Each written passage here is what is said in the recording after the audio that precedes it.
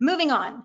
What do employees want? Well, I'm going to blow through this one since I know I can't trick you since you already got both of my answers. So you know this is not the answer. The answer is not money. Now, I will say money is great. We all need money. I like titles, I like promotion, I like all of those things, but those are always satisfiers. They're never motivators. And all they do is rent loyalty, right? They never buy it. So I can't trip you with that. So we'll move right along. So what do employees really, really want?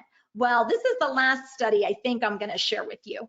50 years ago, there was a job characteristics model study, and it was done by two gentlemen, Oldham and Hackman, I think. And what they said was there's 5 characteristics in order to have job satisfaction. And we'll see what they said 50 years ago and then how it relates today. So they said that in order to have true job satisfaction, you have to have these 5 things. Task significance. Does the work you do create meaning or impact?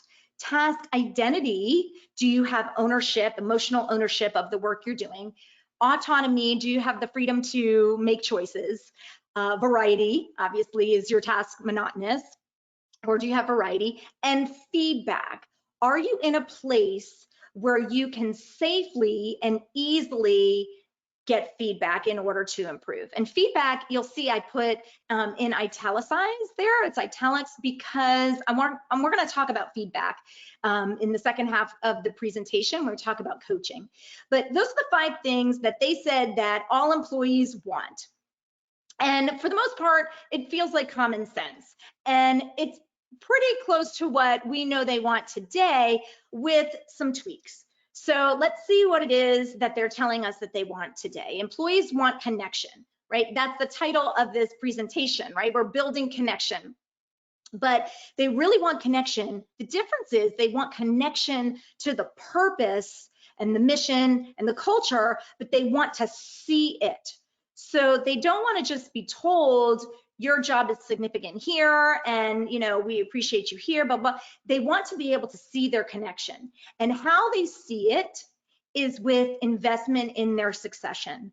So, back in the day, it was some organizations had maybe a culture in their organization that to train people or to give employees maybe external skills, soft skills, that kind of thing. Maybe if we did that, they would leave us or leave our organization, and then we're in kind of a brain drain. That really is no longer the case. I think we all kind of know that. When we invest in people, they see that connection, they see that investment, they see that they are being up-leveled in their skills and their talent, and it actually does the reverse, right? It creates more loyalty within the employee. So they want to be able to see an investment.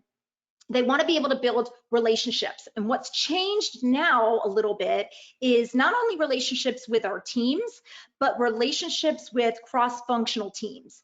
And that's been showed to us, obviously, as we've transitioned to remote work, that it's actually a little easier to work now cross-functionally in our teams. We have the ability to do so remotely, and now we all see that, right? Now we all can understand that it's easier to do, and it's less ominous than we've thought in the past. And so really building that relationship and that personal investment is what they want. So it all comes back to that word connection. And finally, the last 2, that their manager knows their goals. But here's the slight twist to this. The manager knows their goals, but they also know their strengths and weaknesses, and they're willing to give them developmental opportunities to strengthen their strengths and help attack their weaknesses. And finally, of course, as always, transparent company leadership. And this comes up especially in light of where we've been, where we are in these last 18 months and kind of moving on as well. Transparent leadership is getting a little bit difficult because things are just moving so quickly, right? And changes are occurring faster than we can really keep up with them. And so the over communication is really what our employees also want, to make sure that they feel safe in their space as well. Okay,